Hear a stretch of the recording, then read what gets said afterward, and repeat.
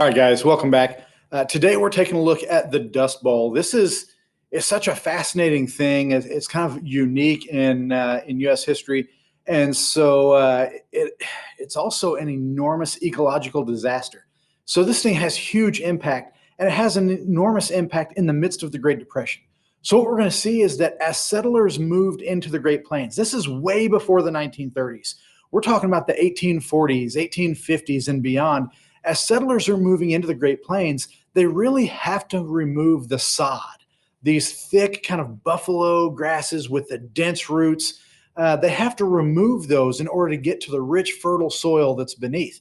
And so those roots were kind of adapted over millions of years, right? In order to survive and thrive in that area. They hold the soil, they hold onto the soil very well. And so not only does it keep them from blowing away, but it kind of keeps the soil in place. Well, removing those winds up being a really big mistake. Now, it's not one that we could have seen coming, but after decades and decades of farming wheat as a cash crop, having removed all of those buffalo grasses, wheat has much shallower roots. They're not as dense and entangled as the buffalo grasses. So we're planting that one crop time after time after time. We're planting, we're harvesting, we're tilling, and it begins to break that soil up. And after several years or decades of that, then we experience several years of these really terrible drought conditions. And so because single crop planting and all of the harvesting and tilling that has done, the topsoil begins to kind of break up. It loses the nutrients that really makes it rich and kind of stick together, and it becomes almost sand-like. I'll show you this picture. This is a farmer kind of showing his soil. It's not supposed to look like that. It's not supposed to go through your fingers like sand, but that's what it has become because of the farming practices combined with the drought conditions.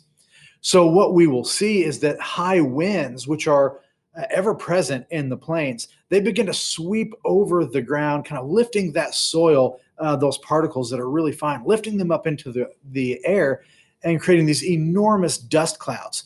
The imagery from this period is really spectacular. That is a dust storm that's about to just completely engulf this small little town. These things could become so dense and so big that they could literally blot out the sun. It would look like midnight in the middle of the day because of how thick this dust and dirt was.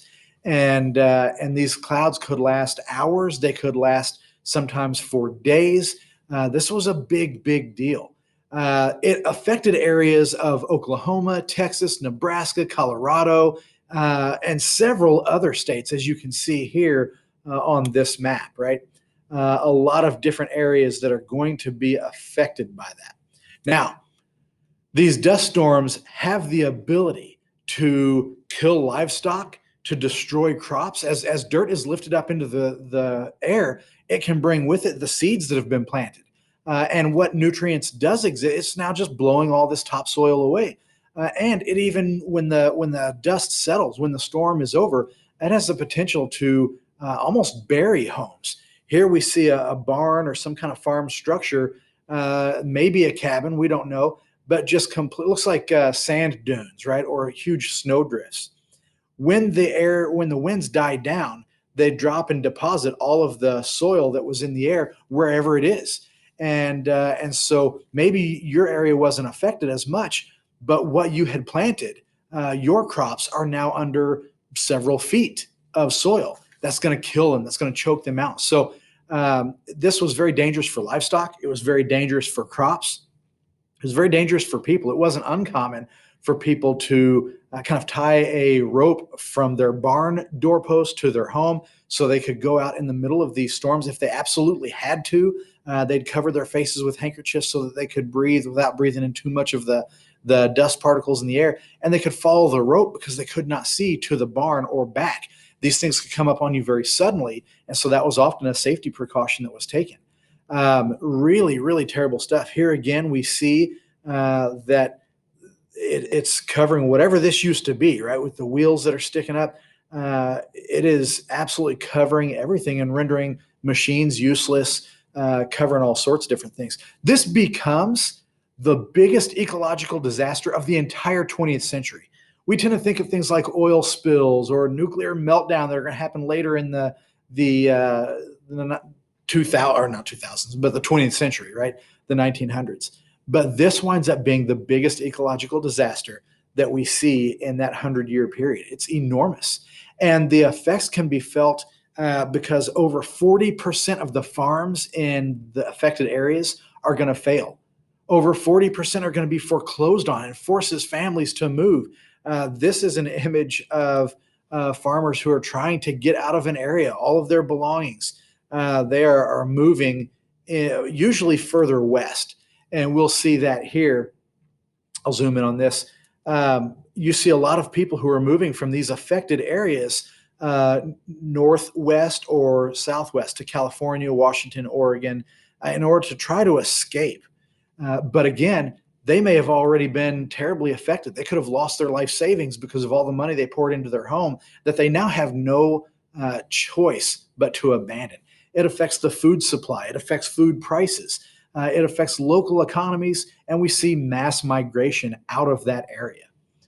Here again, we see that the Dust Bowl affects the United States.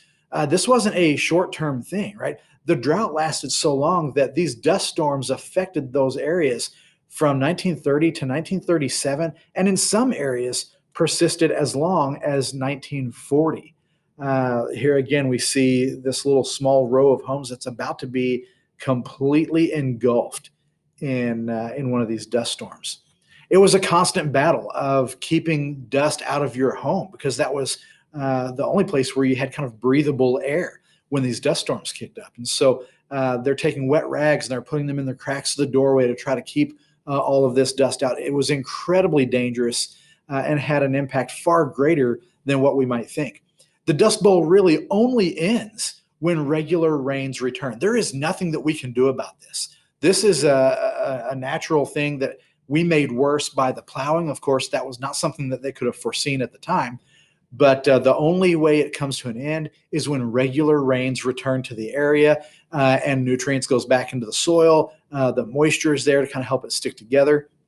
Then and only then does that area return to really an agricultural area where we can actually grow food. So this is all taking place in the midst of the Great Depression. So it takes a bad thing and makes it much, much worse. I hope you guys learned something about the Dust Bowl. This really is a fascinating time period, and there's a lot of images out there. I would encourage you to go seek some out. Guys, thanks for watching. Please go ahead and subscribe if you haven't already. Like the video and leave me any comments. I'd love to hear from you. Thanks for watching.